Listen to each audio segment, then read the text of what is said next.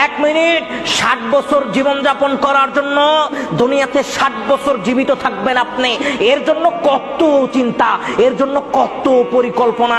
দুনিয়াতে 60 বছর একটু থাকবেন, এর জন্য কত পরিকল্পনা আপনার, এর জন্য কত মাধ্যম, কত পথ আপনি অবলম্বন করলেন। এর জন্য আপনার টাইলস দিয়ে ঘরের প্রয়োজন, এর জন্য আপনার এসি রুমের প্রয়োজন, এর জন্য আপনার 5 তলা বাড়ি প্রয়োজন, এর জন্য মার্কেট লাগবে শহরে 4-5টা, এর জন্য শত শত বিঘা জমি লাগবে। দুনিয়াতে 60 বছর জীবিত থাকার জন্য মানুষ কত চিন্তা, কত পরিকল্পনা।